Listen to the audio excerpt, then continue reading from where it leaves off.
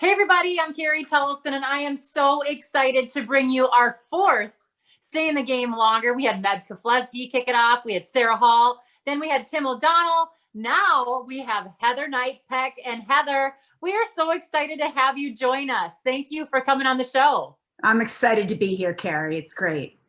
Heather, you have been running up a storm, and it hasn't been a lifelong thing, but you are running so well right now. You started running when you were 20.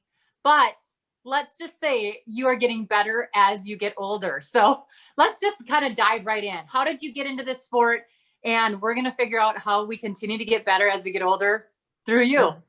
Okay. I don't know that I'll give you all the secrets, but I'll try. I didn't really start seriously running, and it was very haphazard into my 40s. And then my dad died running. And he was a runner. And I took it on honestly as a way to manage my grief originally. And I ran quite a bit. I haven't stopped running since then. So that was 2003. So I've been running a lot, but it took me until 2009 when I ran my first marathon, which was New York City. That was really just in a celebration. It was the 25th anniversary of my dad's running of New York City. It was the 40th anniversary of New York. And I was hell-bent on running it, and I tore my gastrocnemius in 3 places the 3rd week of September. So I didn't run again until 4 days before New York. So my first marathon was 3:58. I qualified for Boston. I didn't even really know what that was. People have said, oh my God, you've gone from 3:58 to 3. I don't think 3:58 was really indicative of my fitness or my athletic ability. My guess is I might've been about a 3:30 marathoner out of the gate. My goodness. I mean, 3:30. And, let's just back up. I said you started running when you were in your 20s, but you really didn't start running until this event happened with your dad. I mean, you just kind of here and there. You grew up in a family of athletes. So, I mean, activity was probably what you guys always did, just something. What did you grow up doing if you weren't a runner? I was a multi-sport athlete, largely losing. My sister and brother were winning. So were you the middle child? No, I was the oldest, losing. Anyway, we were ski racers. I swam competitively. I played some field hockey, lacrosse. My sister and I played softball back in those days. Just playing sports, seasonal. Just being active. Yeah. Well, I want to dig into this where your dad was on a run, though. I know that this was a life-changing moment for all of you guys. He was 60 years old, correct? Yes. 60 years old, very active guy, out for a run and had a heart attack. Yes. Yep. You're 58 years old now. Is this weighing on you? I can't say that it doesn't escape me how old I am and how old he was. I take care of myself. I'm watched. I'm under care of a cardiologist. I'm healthy, so, but it doesn't escape me, no. I mean, I'd say you're healthy. Let's talk about your recent accolades. I mean, you are just killing it. You're doing great, and you are running. I'm going to just read this off. Your PR at age 58 for the 5K, 19:02. Yes. Your 10K PR at the age of 58, 38:46. You have been the top masters runner in your age group of 55 to 59 in Boston, 3 years. I mean, the list goes on and on. You get better and better every year. What's going on? I love it. And I'm so excited. Like, I even texted her, we emailed, and I said, I got to find out how I can keep getting better as I get older. It's just awesome. Oh, I think it's, running's not that complicated. It's pretty straightforward. It rewards consistency. I'm pretty strategic in what I do, not just in my running, but in my other care. I take recovery very seriously. I sleep 8 to 9 hours a night. I do strength and mobility a couple of times a week. I've gotten very dialed into nutrition, and in the last year or two, and UCAN in the last year has been extraordinarily helpful. So I think it's a combination of a lot of things. I got a coach, after coaching myself for years. We changed my mileage. I won my first Boston in 2017. And that sort of got my attention of curious how good maybe I could be. When I won again in 2018, coming off of an injury, I sort of spent a couple of years getting injured leading into Boston and having to take a couple of weeks off for one thing or another. And I came out of 2018, and then I went into PRing at the Brooklyn Half, and then winning my division at Falmouth, which is a road race at the end of August, for those that don't know. And I decided that, well, how high can I reach? What can I do? And that prompted me to call James and hire a coach. So at that point, I was running over 100 miles a week. And I was, 56 at the time. And one of the first things James did was dial me back.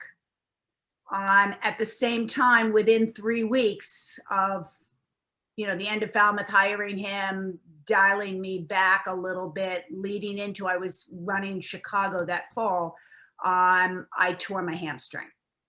So, which was definitely an overuse injury. There's no question about it. So then I spent 3 months doing nothing, water jogging, and bringing myself back. And since then, James has pulled me back to somewhere in the neighborhood of 70 to 80 miles a week. I mean, in peak training, I might get to 85. So I'm nowhere near where I was. A lot of those other things I think have contributed. I mean, certainly there's a genetic component. My miles are not what somebody's that's been running since high school are, obviously, on my body. And as I said, I take care of all the other things. So I come in from a run, I make sure I'm getting, a mix of energy plus protein from UCAN, immediately following a run. I'm pouring the super starch into almost anything I can. It's being mixed in my oatmeal now. It's, my almond butter, yum, on top of everything and anything I can put it on. And I'm finding that I'm recovering actually. Not only am I running better since I started using that in August, faster, stronger, longer before fatigue sets in, but I'm also finding, Carrie, that I'm recovering faster. And I think that's important. Yeah, I'm feeling better coming back off a hard session in, 1 to 2 days versus 2 to 3. Yep. And you're able to get your strength in, get your, sleep. And a lot of times when you're training that hard, even though you want to sleep, you can't. So clearly that's helping with your sleep as well. You're also seeing a PT, you hired your coach, like you're doing all of the little things, but they are huge in the grand scheme of things. Yeah. And they're more than a lot of people can do. I say, a lot of people ask me at my, and you're asking me at my age, I have the gift of time. Yeah. My 3 girls are in their 20s. So I have a gift of time where I can invest in myself. And I think that enables me to take seriously the prehab, to make sure that I have a team of people that are, that understand my lifestyle, understand my training, are committed to me, and also are best in class. So, the combination of all of those things, I think, really contribute. And I would tell you, we nights are really good sleepers. So that's never been a problem for me. I love that. I can train hard and sleep. I cannot train and sleep. I can do anything and still sleep. Yeah. But it's amazing how some people, the more they train, the better they train, the less sleep they get, just because they can't turn it down or turn it off. So, but you say that us nights, well, okay. You guys have Olympians in your family, you have world-class athletes, but you are approaching this run thing like a world-class athlete. You are a world-class athlete. You're just not at the age of competing at the Olympic Games anymore, but you are competing at certain events at your age that are going for world records. Like you're now trying to go after a half marathon world record. Let's talk about that. So I made an attempt at the half marathon age record 2.5 weeks ago, and I fell short without a doubt. It was disappointing. It wasn't where my fitness was and what I thought I would run, or certainly what James thought I would run. But having said that, I did have a PR by almost 2 minutes in the half marathon. So I'm really excited about my marathon training coming off of that. Let's talk about that time real quick. You ran 1:27:24. Yep. And the record was 1:24:50, correct? Mm-hmm. Mm-hmm. It's not that far though. Well, it's not that far. I ran long. So it was a looped course, which makes it a little bit more difficult to run the tangents. I was on for 3 of the 4 laps. Okay. And I really I don't know, my heart rate was high, the heat, I lost focus. I can tell you 100 reasons why the last lap was really hard. Where was it? It was run at up just over the Tappan Zee Bridge in a park called Rockland Lake State Park. It's beautiful, flat, 3-mile loop, short out and back. Trials for Miles hosted it. They did an extraordinary job. It was great. And I got to run with the who's who of 20-year-olds. How That's cool is awesome. that? It's awesome. I love it. You know, your marathon time, I was laughing. After you were being coached by James McKirdy, you also coached for the Curdy system. Can you talk a little bit about how you took 10 minutes off your PR this year in the marathon, or in 2020? It was November 2019. 2019. So it's just about a year ago. Just a year, yes. Yep. So you sign up with this coach, James, who a lot of us know. He's a wonderful guy. But I love the story of how you got connected with him, which you have to tell. And then talk about taking off 10 minutes in that one race. I mean, 10 minutes is pretty huge. You know, I think I would say the 2 driving factors in that were getting a coach, having him dial me back, taking the worry out of what I was doing because I was coaching myself. So it's just sort of removing that off the table and just being able to go out and do the work was very freeing. Yep. I think that might make sense, certainly to you. Just run, right? It was incredibly freeing for me to stop thinking about it. And to have somebody that's your partner and that believes in you is huge.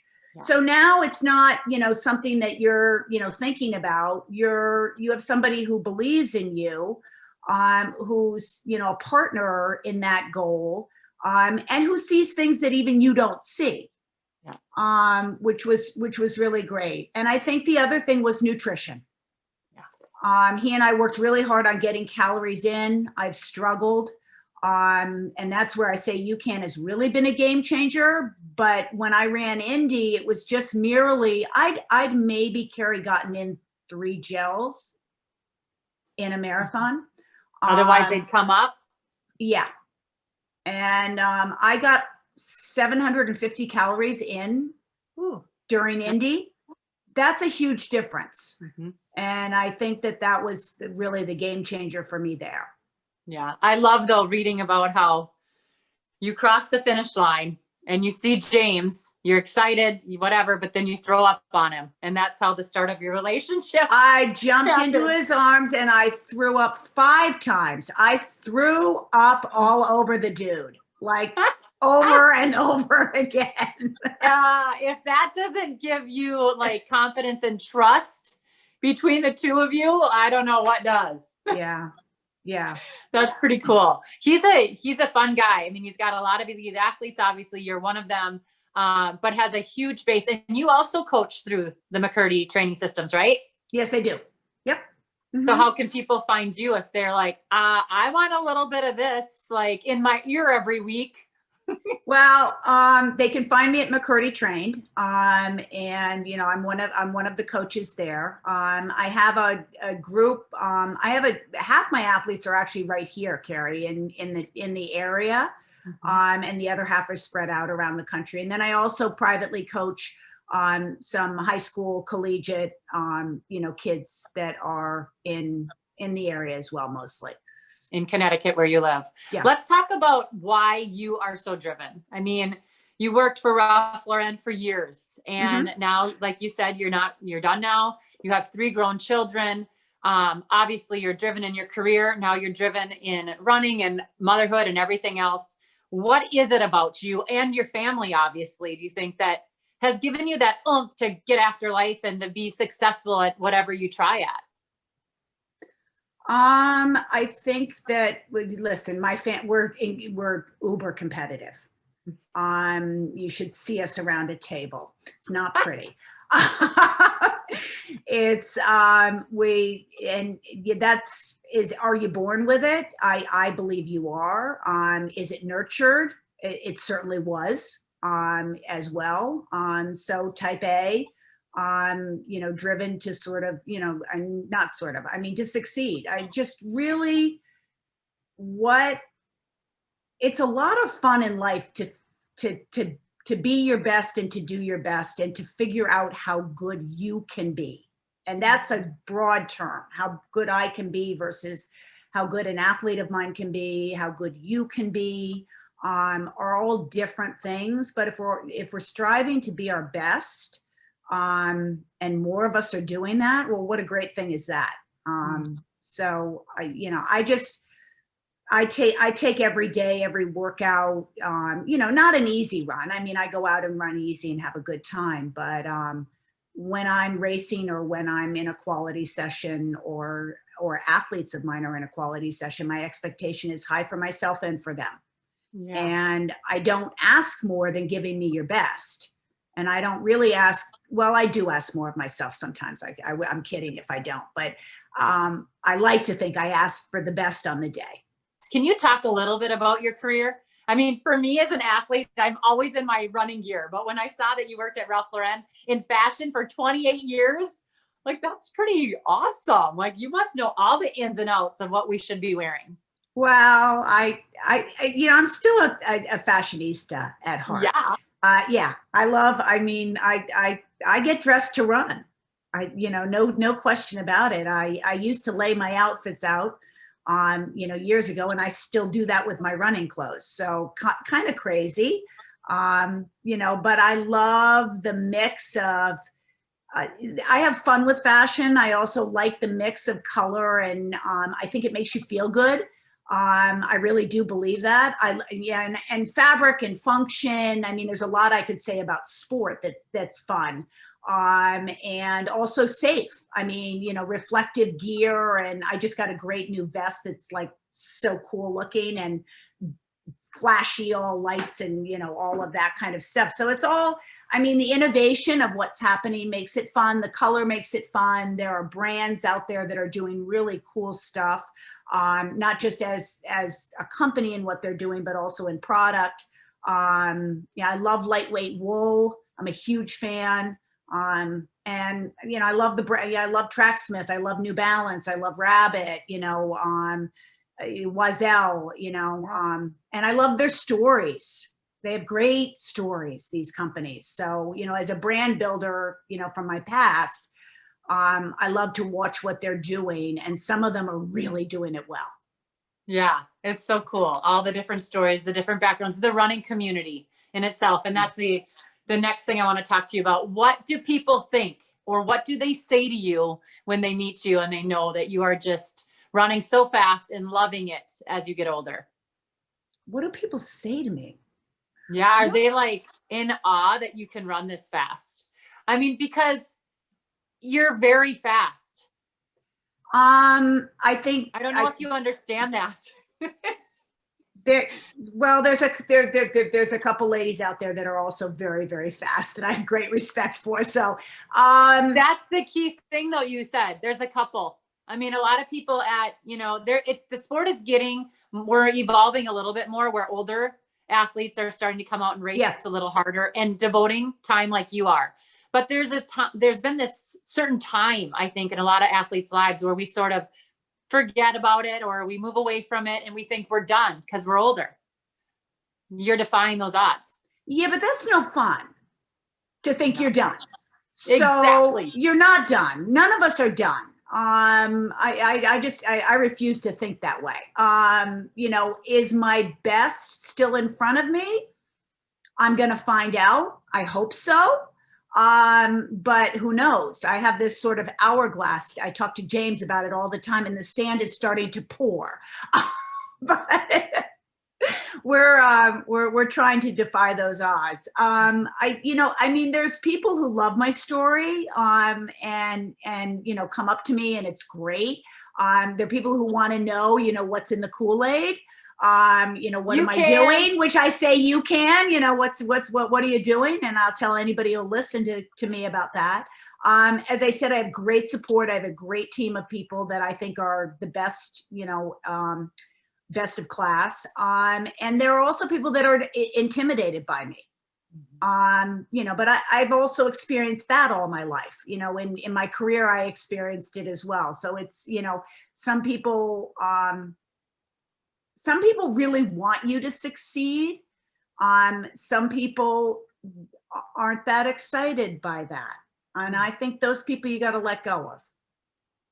I can agree. Kill them with kindness. I mean, you're trying to run 6:40 or faster per mile for 26.2 miles.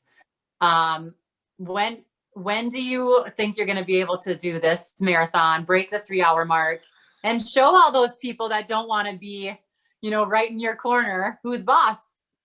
I hope I can find something in the spring of 2021. I'm not that hopeful that it's not, in the back half of 2021. Mm-hmm. Big races, I'm sort of thinking 2022, but that's just me, Carrie. Yeah, I know. I hope I'm wrong. I hope I'm wrong. And again, in the running community, there are a lot of people that are doing some great things. I mean, what we've done at McKirdy, we've been hosting series and we started with the McKirdy Mile. And, I could also say that that's been a big part of some of my success. So I'll come back to that. But I mean, Trials for Miles, there are people in the community that have been doing a great job of getting people small groups, some virtual, some real, but participating, competing, challenging themselves, even if we can't collectively all come together. So, that's been a lot of fun. And COVID, I think, again, back to time, has given us all time with our families, time to recognize what's important, our health, our savings, a lot of sort of wake up calls. And it's also given us time, in my case, to work on weaknesses. So, I went after the mile in the McKirdy Mile series, and, that's the timing also that I started using UCAN, and I was scared to death. I had such a fear factor. And I saw Jesus the first of the 4 miles at the 1,000-meter mark. So 600 meters is a long time with Jesus. And it was bad. It hurt so bad. Something I was unfamiliar with. Mm-hmm. And I'm most proud of the fact that I went back and did it again and again and again. Mm-hmm. I'm not the progression, because it was not linear during those 4, is really not what excited me. What excited me was that I stood up again and towed the line. Yeah. Showed your strength. Yeah. Tackled your fears. It's kind of like, I mean, all of these analogies that we get from racing, and we can use them now in life. Well, forever, we've been able to use them in life, but it's when you find that true competitive spirit where you can figure out how to be better each day on the road, on the track, wherever, but also in life. Mm-hmm. Mm-hmm. That's what I love about our sport. How did you find UCAN? I found UCAN, James is the first one to talk to me about UCAN. I had seen it, but I knew nothing about it. Nobody had ever said anything to me about it. I had seen it, in a couple of, local, I won't say local retailers because there's really only one, New York, Boston, whatever. When I was out and around, I had seen UCAN, but nobody I knew was using it. And James had a couple athletes that were using it successfully. And he suggested that given my struggles with fueling, that I give it a shot. And I started using it. And at the time that I started using it was during these McKirdy miles, which were not that great for me. My best turned out to be 550. But 30 days later, 45 days later, I ran a 19:02 5K. So basically averaging that pace. Yeah. So, and all of those PRs that I did in the mile, the 5K, 10K, and half marathon were all fueled on UCAN. So, but the biggest change now is I'm eating it all day long, Carrie. Yeah. I don't know about you, but I have a bar before I go to bed. So, I don't know if I'm sleeping better because, as I said, I sleep really well, but I think my blood sugar, I know my recovery is getting faster and stronger. So, I really like what's happening. I don't feel that, sort of high and then that big crash. Which was a struggle also during long runs with traditional gels. Well, as we wrap up, I think there's a lot of people, like you said, that don't have maybe the time or the funds to be able to do everything that you're allowed to do right now, as they get older, or even as they're like my age, 43 years old. And I'm, the chiropractor is the first person I skip because I have 3 kids at home that are doing distance learning and I can't wait for Christmas break. But what are those little tips that you could tell people to stay in the game longer and, to get us out the door and to keep us happy and healthy while we're out trying to run and train through these winter months, but also when we have goals on the calendar that we don't know if they're going to be able to, even happen? Oh, I would say, put in the time, get out of what I call the gray zone, running too hard, too fast every day, slow down, run your hard days hard, run your easy days easy, sleep, eat well, eat real food, single ingredient, if possible, get out of a bag and a box.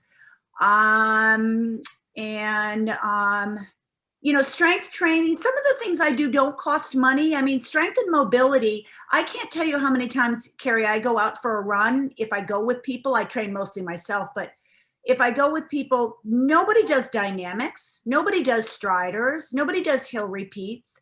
I think if you just sort of come back to the basics, that there's a lot of room for improvement regardless of what your age is. Yep. Just get back to the basics. Yep. Mobility and strength, you can plank and squat and, do some lunges. And if you start doing that, if you warm your body up before you run, I don't go out for a run without dynamics. Most people, the first time I went to Flagstaff and trained with all those young little, fasties down there, they weren't doing dynamic. I don't go out for a run without doing dynamics. So I warm my body up. I guess that would be something. I also don't race very often at all. Pre-COVID, 4 times a year. So I think a lot of people, as they're aging up, get very excited and get into racing once, twice a week. I don't do that. I do it much more strategically, and I allow my body to recover after I race.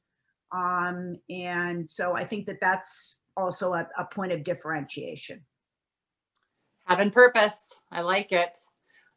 Favorite UCAN ingredients, or products, whatever you want to say. I think you got it all. Super starch, without a doubt, because it works. The almond butter and the bars, I could eat all day. Which super starch? I do lemon. I do lemon during and before training. And then I like the chocolate afterwards. Yeah. Yeah. I do the cookies and cream energy Cookies and and cream stuff. protein afterwards. And I do unflavored in my oatmeal now. I mix That's it what you were right, saying. I mix it right in. So it's kind of like I'm trying to figure out the preloading, particularly for longer distance. So, you know, I actually talked with the team at UCAN a little bit about what to do for the half, knowing I was going to be out there, you know, 84, 86 minutes. And, you know, thinking about the marathon and some of my longer runs when I'm out there for, you know, 15 to 19 miles. I'm not out there that long. I'm still 2 hours. So, you know, again, time on feet for me isn't as much as somebody else, but I'm figuring out different ways to preload. So in the oatmeal. Very cool. I love it. Well, thank you for taking the time. Thanks for kicking butt and staying in the game longer. If anyone wants to check out your products or the products I like, just go to ucan.co. But we really appreciate it. Wish you all the best of luck. I can't wait to see a 2 in front of your PR for that marathon this next year. Okay, Carrie, thank you so much.